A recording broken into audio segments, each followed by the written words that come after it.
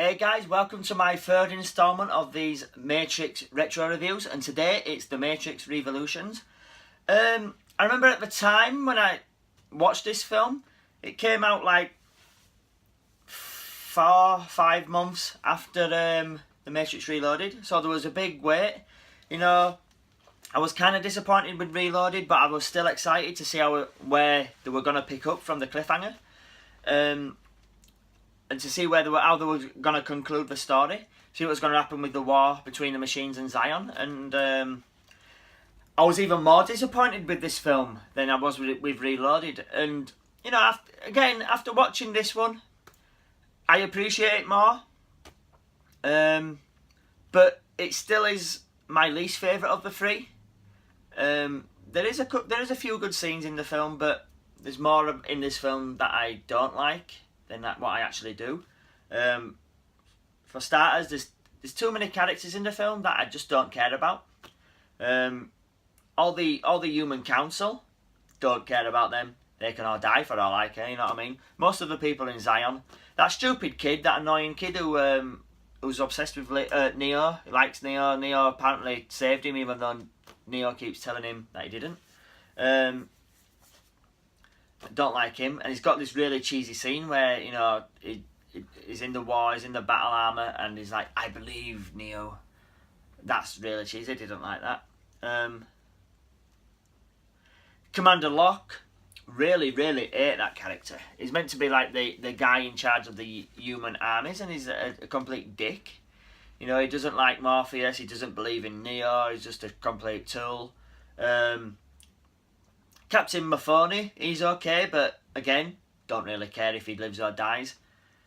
He's in like a brief scene, I think, in Reloaded, and then he's got a good chunk of this film, and you're meant to care about him, but I don't. And that's one of the main problems with this film. The war with Zion, the war in Zion between the machines and man, it's pretty boring, to be honest. Basically, the film starts off with Neo after the ending of Reloaded, where he can now use his powers in the real world, and he like blew up all the Sentinels. He goes into a coma, and he's stuck in a part of the Matrix which isn't the Matrix, and in the film it's called Mobile Avenue, which obviously is an anagram for limbo. So he's stuck there, and he can't use his powers, and he can't escape without the Merovingians say so. So Morpheus and Trinity go to see the Oracle to see where he is, and they get Seraph's help, and they go to a nightclub to meet the Merovingian, and they press a button on the lift, and it says help, and the P is crossed out, so obviously it says L. And they go into his club, and it's like, like I said for the first Matrix, it's like a scene, they've gone to an S&M club or something, and everyone's in black leather, and it's weird chains and spikes and shit like that everywhere. And then, the film's very heavy-handed with its religious, influences. Basically, it's saying that the Merovingian is the devil. They're in hell. He's wearing red and black. He even says they've gone through hell to get to him. The fight, the gun scene beforehand is pretty good. It's like a precursor to things that we've got now. In what's happening in Inception with the revolving walls and doors and stuff, and Doctor Strange. The scene there where they're all bouncing from the walls was like a precursor to those sort of effects, and that's a good scene. But yeah, my main problem is Neo doesn't do a lot in this film. He comes up with a plan that he needs to go to the source, take one of the ships, so him and Trinity go. And basically for like half of the film, well not half of the film, but a good chunk of the film, they're not in the film. They're not in the movie. They're stuck on this ship, just travelling.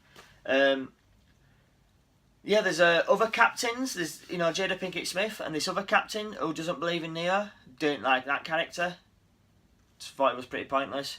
They're trying to get back to Zion, and basically the war happens in Zion, and it's a good 30 to 45 minutes of the film which is kind of, you've been waiting an entire film, Reloaded, getting up to this point, and it's really, really boring. There's it's effect heavy. They've got these, like gun machines which look like Gundams, but they've got no armor in front of them, and they look, it's ridiculous that they've got no armor. So that's a good, thing. And it's just characters that are fighting that I don't care about. I don't know much about that. Like I said, that annoying kid, Captain Mafoni, General Locke, whatever he's called. Link's wife, who's, she's pretty decent. But I do like Link. I never mentioned Link in the last one. Harold Perrineau, I think he's called. He was in Lost and Constantine and a few things. He was a good addition to the cast. I liked him better than Tank and Dozer, I think. He brought a lot of personality to the films. So he was a plus point in both these. But yeah, basically it's 30 to 40 minutes in Zion with no sign of Neo at all. So it kind of like took me out of the film, and it still does, because it's like Neo's the main character, the main hero, and you don't see him for a good chunk. So that's annoying. When you do see him, he goes to the source, and that's like an Hindu thing, going to the source and light and things like that. There's a lot of Christianity and Hindu and Judaism and things like that in the film, which is like, it's not subtle, to say the least. Basically, it does a deal with the machines, the source, which is basically a load of little, like, Sentinel type things, like, joining together, and it forms a face which talks, which kind of looks ridiculous. They plug him into the Matrix. So in the Matrix, Agent Smith has now taken over pretty much everyone in the Matrix, which isn't really clear in the film.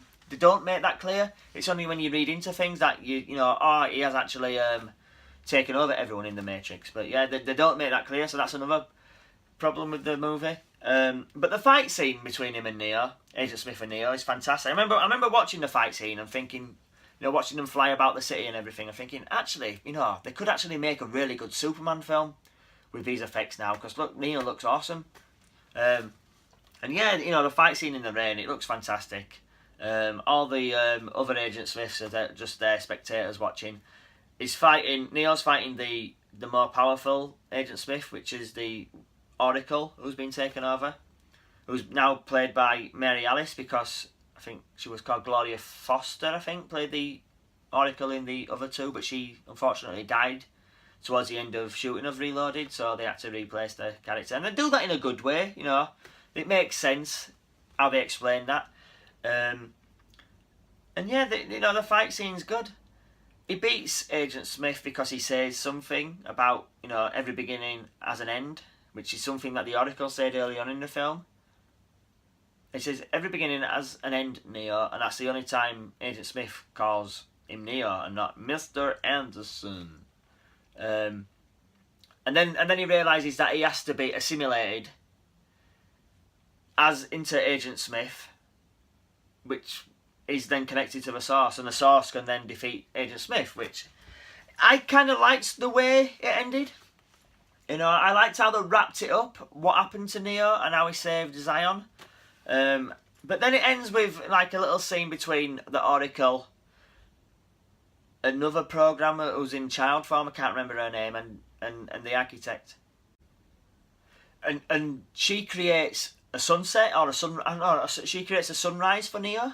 It's like she's like really powerful, but I didn't like that ending. I wanted to see what had happened to Morpheus and Zion. You just see them, reacting to the Sentinels going, and the annoying kid telling them that the war is over, and then that's it. And then you go on to these characters that I don't care about, really. Creating this sunrise, and they say that, will we see Neo again? And the Oracle says probably, or something to that effect. But yeah, I didn't like that ending. I liked how everything was wrapped up, but I didn't like how it ended, the final scene. I wanted to see, the Matrix gets rebooted. People have now got a choice whether they want to stay in the Matrix or not. But I wanted to see what else, how Zion was coping after the war. But yeah, all in all, I do like The Matrix Revolutions, but there's a lot of the film that's not needed. Someone has said that you could put both Reloaded and Revolutions, cut all the crap out of the films and make one cohesive film, which would be interesting to see. But yeah, you know, I do appreciate this film more. I do like it more than I did in 2003, but it is my least favourite of the trilogy. So, I will give this film a rating of C. Let me know down below, guys, in my comments, what you think of the Revolutions. What do you think of the entire trilogy? Would you like to see a Matrix reboot? What did you think of the Animatrix? I really love the Animatrix. I'm not going to do a review on that, but it was good. Yeah, like and share my channel, guys. I hope you've liked these Matrix retro reviews. I'm going to do more retro reviews soon. I'm going to do a John Wick one with John Wick 2 coming out the end of this week. So, look forward to that, guys. And remember, stay heroic.